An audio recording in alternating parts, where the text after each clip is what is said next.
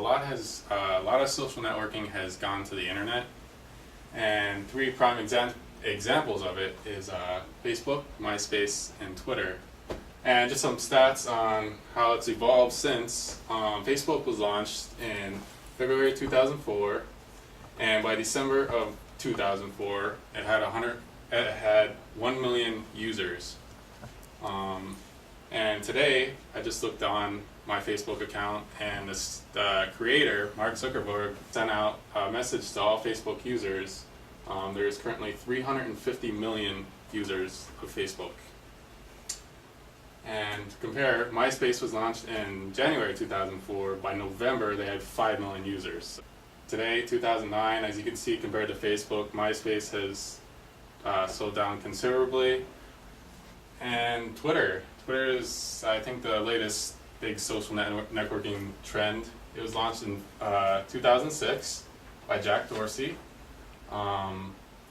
I looked up some numbers, but Twitter doesn't release its official user numbers, but is estimated to be around 50 million and steadily rising. Definitely on the internet. I don't see Facebook slowing down at all. And Twitter is a great information source. I mean, you could post a lot of information on MySpace or Facebook as well, but I've seen a lot of people post links and everything on Twitter, and it's very easy just to click and go to the link. And definitely say CNN's a front runner in that. They constantly, I know they use Facebook pretty regularly to get feedback on questions they asked just the audience. And I know during the presidential campaigns, they posted like speeches, or they did live speeches through Facebook. So it's become very popular. They also post like breaking news and stuff like that. If you're a fan of CNN, you get the latest news right to your page. Oh, definitely, because that's where they know they could reach out to the most broad audience. You're talking about 350 million people on Facebook and 125 million on MySpace. They just want to reach out to the most people they can, and through the internet and through these social networking sites is one of the best ways today. In 2007, the price for a stolen credit card would run someone around $10 to $16.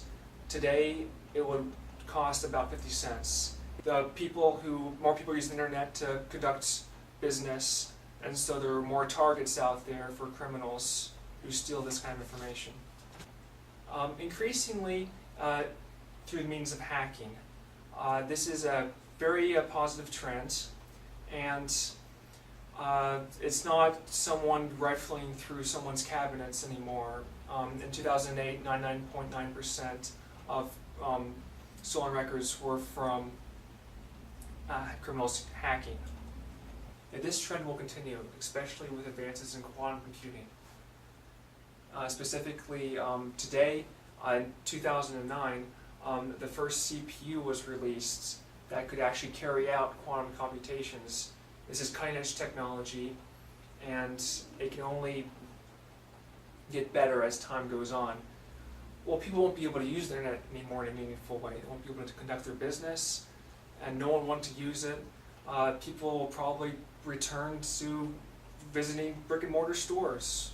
People will probably just go to pencil and paper when filling out forms. There's going to be a big shift back to traditional methods, and unfortunately, because of all this criminal activity.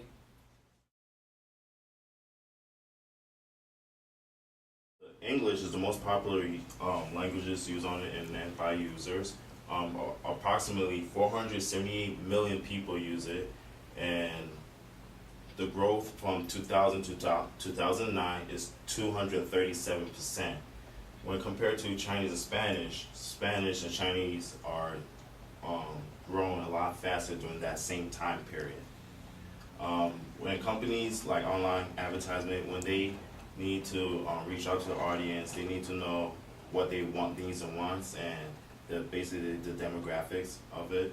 So online advertisement contributes $300 billion to the U.S. economy, is 2.1% of the U.S. gross domestic products.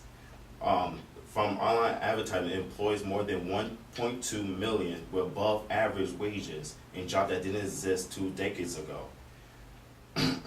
But this year, online advertisement revenues are down by 2.9% when compared to last year, 2008.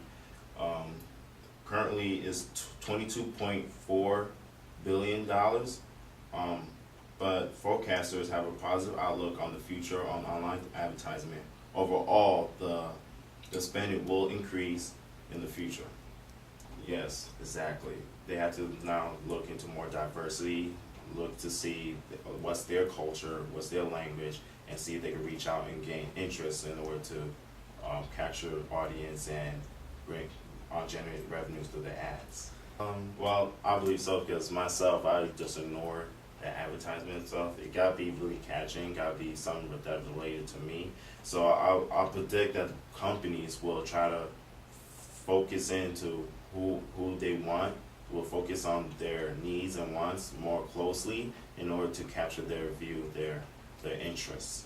Yeah, if they don't reach out to audience and stuff like that, like their usability will go down.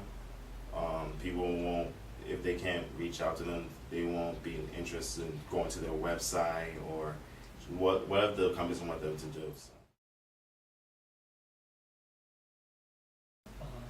Our current internet infrastructure can barely support our current needs, and yet the demand for bandwidth is increasing exponentially. You've probably seen the internet video, The Evolution of Dance.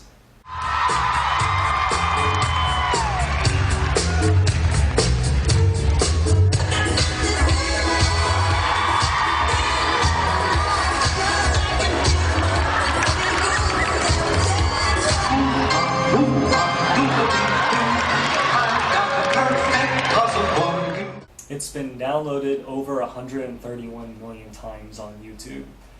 The bandwidth needed to download just this one video to everyone that's requested it is more than the combined bandwidth of the entire internet for 3 months in the year 2000. Just one video today on YouTube.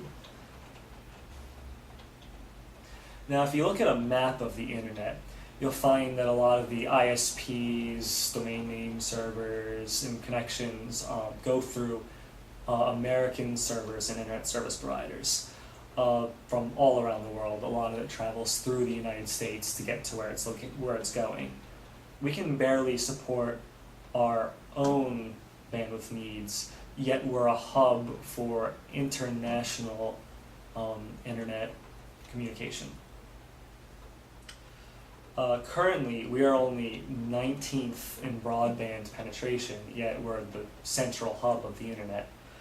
By comparison, Japan's average broadband speed is 61 megabytes per second, but in the United States, we're around 1.9 megabytes per second.